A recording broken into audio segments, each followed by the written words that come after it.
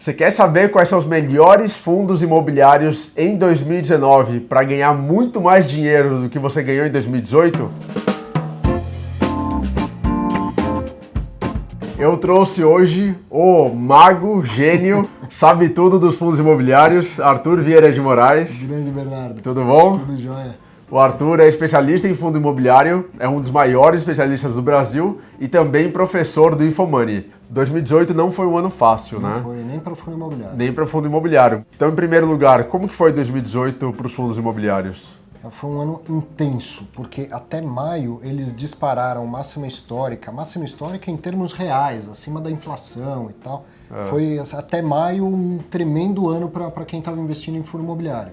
Aí veio maio, greve dos caminhoneiros e assim foi com tudo, né? Com fundo imobiliário, multimercado, até com renda fixa pré-fixada, teve desvalorização grande. Então, em termos de rentabilidade em si, não foi um grande ano para os fundos imobiliários. Agora, em termos de crescimento da indústria e consolidação da indústria, foi um ano sensacional. Mesmo com uma desvalorização, a todo mês a B3 reportava um maior número de investidores, praticamente 70% a mais o número de investidores ao longo de 2018. Se esse número cresce num período em que as cotas estão até desvalorizando, é sinal que o pessoal está chegando com consciência, sabendo o que está fazendo, não está correndo atrás, não é aquele efeito manada de ir atrás do que sobe simplesmente, né? Vamos agora para o nosso universo de fundos imobiliários que é o que a gente gosta, né? Sim. 2019, primeira perspectiva. Como que está a perspectiva para 2019 para os fundos de forma geral, imobiliários? Então, melhor a perspectiva. Como eu falei, teve muito dinheiro que foi captado ao longo de 2018. Sim. Provavelmente em 2019 também vai ser um período de grandes ofertas. Então, essa indústria vai crescer. Os fundos grandes vão se tornar maiores, mais diversificados, mais qualidade no portfólio de cada um deles. Então isso já é algo muito bom para se pensar em 2019. E a taxa de juros parece, pelo menos no começo do ano, que vai ficar comportada, não deve subir muito. O PIB, a expectativa é melhor, o desemprego vem diminuindo, né, um pouquinho a cada mês. Tudo isso, a economia girando mais, é bom para o mercado imobiliário, né? O mercado imobiliário é sempre muito relevante para o PIB, e perdeu relevância nos últimos anos. Tanto que o agronegócio, que também é muito relevante no Brasil, ganhou espaço. Sim. Qual o espaço? O espaço que o mercado imobiliário deixou sobrar, vamos dizer assim, né? Mas é um setor que gera muitos empregos, gera muitas oportunidades e que é muito grande, assim. Quando a gente fala em investir em imóvel, na maioria das vezes vem à cabeça das pessoas o imóvel residencial. Mas o shopping que ele frequenta é um imóvel. O hospital que ele tem que ir de vez em quando é um imóvel, né? O escritório no qual ele trabalha. O escritório no qual ele trabalha. O cemitério onde tem entes queridos lá enterrados é um imóvel. Então tudo isso é mercado imobiliário e quando a economia aquece, vai aquecendo junto. Tem fundo imobiliário de cemitério? Tem fundo imobiliário de cemitério. Sim. Sério? Nos Estados Unidos tem até de presídio. Quais setores, quais segmentos você acha, nas suas análises, que tem o maior potencial de crescimento em 2019 e quais têm o menor potencial de crescimento? A melhor carteira para 2019, 2020, 2030 ou 2040 é a carteira bem diversificada. O que seria bom de largada? Os contratos eles não são tão desiguais. Tá? Para alguns determinados segmentos do mercado imobiliário, tem contratos que prevêem participação nas receitas, como por exemplo no shopping centers. Então um lojista de shopping ele vai pagar X mil reais por mês ou X% do faturamento dele. Sim. Então, quanto mais ele vende, melhor é para o shopping e melhor é para o cotista do fundo imobiliário que tem shopping. É verdade. Então, esses são os que, por terem participação direta no resultado, eles devem responder mais rápido. Tá? Depois, tudo aquilo que a gente falou que tem estoque, como, por exemplo, escritórios, galpões de logística, tá? Esses dois segmentos muito relevantes para o mercado imobiliário.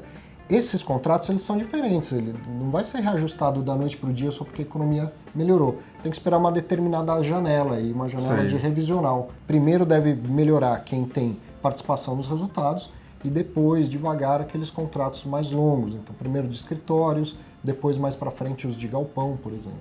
Então, se você acredita que a economia vai muito bem, pode pensar no balanceamento da sua carteira, dar mais peso a shopping, escritório e galpão com contrato típico e menos peso ao contrato atípico. Então isso deve acontecer num segundo momento, ao longo do tempo, se a economia realmente se mostrar melhor. Fundo de papel e fundo de tijolo. Primeiro, qual que é a diferença? Fundo de tijolo, tem imóvel lá, tem tijolo. Se ele está pronto ou em construção, não importa, tem tijolo lá dentro. Aí a gente vai diferenciar o fundo de desenvolvimento imobiliário, que é o que constrói, para o fundo de renda, que é o que tem o imóvel pronto. Tá? Mas tijolo é ter tijolo literalmente lá. E papel é esse jargão do mercado financeiro, eu invisto em papéis, né? Tem alguns títulos de renda fixa do mercado financeiro que tem lastro no mercado imobiliário. Todo mundo sabe e já ouviu falar de LCI, deve ser uma das maiores buscas no web. LCI é um papel de renda fixa que tem lastro no mercado imobiliário, né? Letra de crédito imobiliário. Fundo imobiliário pode investir em LCI e investe. Tá. E um outro é o CRIA, o Certificado de Recebível Imobiliário, que também é um papel de renda fixa. Então, e o que é melhor, assim? Tem que ter um pouquinho de fundo de papel na sua carteira, eu acho que faz sentido. Tá. Ele tem um risco menor. Tá? Qual que é o principal risco no fundo de CRI? É o risco de crédito, de tomar um calote. Esse risco também é presente num fundo de tijolo quando eu tenho um locatário. Né? Alugar um imóvel não é muito diferente do que emprestar dinheiro para alguém. Você pegou seu patrimônio e emprestou em troca de um juro. É verdade. Em um lugar chama juro, no outro chama aluguel, mas é a mesma coisa. Né? No final das contas é a mesma coisa. Então no fundo de CRI tem o risco de crédito, sim. Agora não tem o risco do mercado imobiliário. Entendeu? Se os aluguéis vão valorizar ou desvalorizar, o preço do imóvel vai subir ou vai cair, isso pouco importa no fundo de CRI. Se você acredita que a economia vai melhorar, os fundos de CRI não vão ser as grandes estrelas de 2019. Mas se vier um soluço como veio em 2018, em maio de 18 e maio de 17 também, né? Essa vai ser uma parte mais defensiva da carteira. Então tem que ter um pouquinho lá. Arthur, tem algum evento em 2019 que possa afetar positiva ou negativamente os fundos imobiliários? 2019, o que tem aí de muito importante? Reformas. Se não tiver reforma, acaba o dinheiro, o juro tem que subir, o governo tem que cortar mais ainda investimentos, a economia dá mais um salto de galinha e volta a um cenário recessivo. Então isso aí é ruim para todo mundo, não seria diferente para os fundos imobiliários. Então aprovar reformas, uma reforma da Previdência é importantíssimo que seja aprovada, mas de uma maneira geral que o governo seja mais eficiente, tá? E que use melhor o recurso público, que é o nosso recurso. Se isso acontecer, tenho certeza que todo mundo está olhando para isso, inclusive os estrangeiros, e isso acontecendo, o otimismo aumenta. Sim, claro. Se não acontecer, aí já seria mais um pulo de galinha da nossa economia. Por fim, perfil. Quem que deve optar pelos fundos imobiliários em 2019 e fundo de papel, fundo de tijolo? Então, papel e tijolo não é uma escolha entre um e outro, os dois.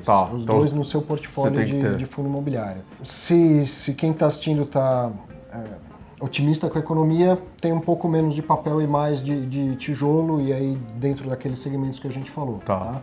E se mudar a percepção, porque como a gente nunca sabe o que vai acontecer, o importante é ter cenários. Sim. O meu cenário positivo, o meu cenário muito bom, o meu cenário negativo, para que aí eu possa acelerar a resposta. O legal de fundo imobiliário é que é negociado em bolsa. Então, se você começa com um cenário e a coisa muda, você pode mudar esse cenário. Mas é importante que ele já esteja planejado antes. Perfil, quem pode investir em fundo imobiliário? Todo mundo. Quase todo mundo. Pega aí R$150, compra uma cota de fundo imobiliário, vai entrar entre 70 e 80 centavos de rendimento na sua conta no mês seguinte. Faça isso, observe por 3 meses, 4 meses. Mas é um estágio que você vai fazer com R$150. E aí foi entendendo, ganhou confiança, compra mais 9 cotas e assim começa. E vai aprendendo aos poucos. Mas começa devagar, começa pequeno. Eu chamo o fundo imobiliário do coringa do portfólio. Que imóvel você tem? Residencial? Compra um fundo imobiliário de shopping, um de galpão e tal, diversifique. Se você tem ações, não faz o menor sentido não ter fundos imobiliários no seu portfólio. Tá? Você já conhece bolsa, já está habituado com a volatilidade das ações, você vai incluir um ativo que tem no mínimo metade da volatilidade, se não menos, e com a mesma rentabilidade. Não faz o menor sentido não ter fundo imobiliário quem tem ações. E quem tem renda fixa? Cuidado, senão amarelo, a gente está falando de renda variável, mas cabe fundo imobiliário? Eu pergunto o seguinte, se você que está assistindo ficaria confortável em ter um imóvel para renda, se você é capaz de dormir com esse risco, cabe um pouco de fundo imobiliário no seu portfólio também. Quem que não deve investir? Aquele que não deveria investir muito em nada, aquele cara endividado. E eu vou explicar melhor esse endividado. Uma coisa é Você comprou um apartamento financiado, você comprou um carro financiado e você paga em dia. Sim. Então você não está endividado, tá? Você tem financiamentos e nada impede de ter investimentos. Agora, se você já não consegue pagar as suas dívidas em dia, e esse é um buraco que vai aumentando, nenhum investimento vai render tanto quanto o juro que você tem que pagar para o banco. Eu já estou aposentado e eu quero preservar meu patrimônio, eu não quero correr nenhum risco de ver desvalorizar. Então você tinha que estar com o seu dinheiro todo numa renda fixa pós-fixada e nada que possa oscilar de preço. Agora, se a taxa de juros permanecer baixa, uma hora você vai ter que dar um pulinho para a renda variável. E aí então faça isso via fundo imobiliário. Não comece no mercado de renda variável com as ações. Comece com fundos imobiliários. Você que tem dinheiro na poupança e acha que isso é seguro, então vamos lá, o Tesouro Direto é mais seguro que a poupança e rende mais do que a poupança. Responda para mim qual foi o único ativo nesse país que já foi confiscado pelo governo. Algum governo confiscou seus imóveis? Algum governo confiscou seus títulos públicos? Ou algum governo já confiscou a caderneta de poupança? Ninguém vai confiscar mais sua poupança. Foi uma bobagem feita no passado, havia uma circunstância para isso, ninguém mais vai fazer isso, tá? Não precisa ter medo da poupança. Mas a poupança ela só é tão segura quanto o CDB, o LCI ou qualquer outra coisa que tenha cobertura do FGC. Só que ela rende menos do que tudo isso. Então precisa se mexer. Se você ficou até agora no vídeo, não se esquece de curtir o vídeo, se inscrever no canal do IEB aqui no YouTube, o botão tá aqui embaixo. Deixe um comentário falando o que você achou dessa análise do mago dos fundos imobiliários no Brasil, o Arthur. Compartilhe o vídeo com as outras pessoas e não se esquece também de conferir o programa do Arthur na TV Infomoney. O link tá aqui embaixo na descrição. Valeu, abraço.